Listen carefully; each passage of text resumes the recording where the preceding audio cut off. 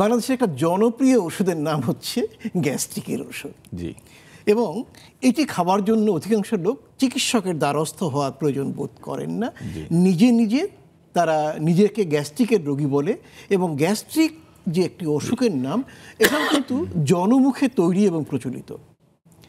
মাসের পর মাস যে এই ওষুধগুলো খাচ্ছে, এর কোনো নেতিবাচক প্রভাব পড়ে কিনা? জি, ধন্যবাদ। গ্যাস্ট্রিক এই নামটা মিসনোমার, ভুল নাম। আমাদের স্টমাকের আরেকটি নাম হচ্ছে গ্যাস্টার, অর্থাৎ পাকস্থলীর আরেকটি নাম হচ্ছে এই গ্যাস্ট্রিক। হ্যাঁ, জি। তো সুতরাং আমরা কথ্য ভাষায় যেটা বলে থাকি গ্যাস্ট্রিক, এটা নামটি পুরোপুরি ভুল এবং কোনো ক্রমে এটা কোনো অসুখের নাম গ্যাস্ট্রিক নয়। এটির নাম যদি বৃহত্তর অর্থে বলা হয় তাহলে পেপটিক আলসার ডিজিজ।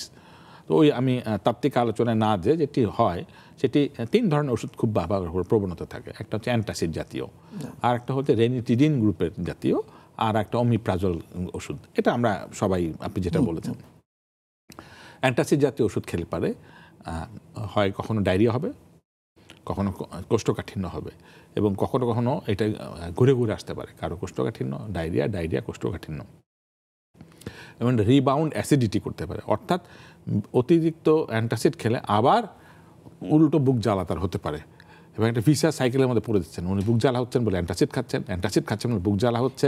এই চক্রের ভিতরে উনি পড়ে যেতে পারেন, চক্রের মধ্যে উনি পড়ে যেতে পারেন। এটা হচ্ছে দীর্ঘমেয়াদী খেলে। এবার আসে রেনিটিডিন জাতীয় ওষুধ। এর ভেতরে যেটা পায়োনিয়ার প্রথমে এসেছিল তার নাম হচ্ছে সিমিটিডিন। এটা সারা পৃথিবীতে আমরা বন্ধই করে দিয়েছি। এন্ডোক্রাইন ডিসঅর্ডার হতো, তার মানে পুরুষের ভেতরে নারীর মতো উপাদান আসতো, অথবা নারীতে পুরুষের মতো উপাদান আসতো।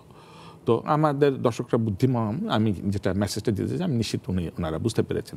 এবং সম্প্রতি বাংলাদেশের রেনিটিডিন এই ওষুধটিও এরকম তথ্যপাত্য সরকারের কাছে ছিল যে এটার কাঁচামাল বা যে কোনো একটা উপাদানের কারণে এর ভেতরে ক্যান্সার হওয়ার প্রবণতা আছে।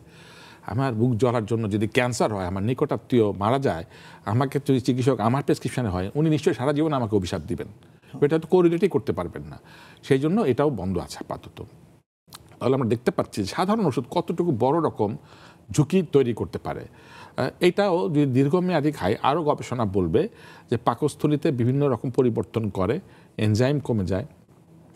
এবং এই গ্রুপের আরেকটি যেটা ওষুধ সেটি হলো অমিপ্রাজল গ্রুপের, এটা অ্যাক্লোরোহাইড্রিয়া করতে পারে। অর্থাৎ যে অ্যাসিডটা আমাদের শরীরে দরকার ছিল, হাইড্রোক্লোরিক অ্যাসিড পাকস্থলীতে যেটা আসতো ওইটা দরকার, নাহলে খাবারটা হজম তো তার কর্তব্য, সেটা সে করার কথা। কিন্তু এটা আমার অনিয়ন্ত্রিত মাত্রায় খাওয়ার ফলে এই অ্যাসিডটা পরিবর্তিত হয়ে যাবে, ফলে এই অ্যাসিডটা পাবে না, হজমের সমস্যা হবে, এমনকি ক্যান্সার হওয়ার ঝুঁকিও থাকতে পারে। মানে ক্যান্সারও হতে পারে।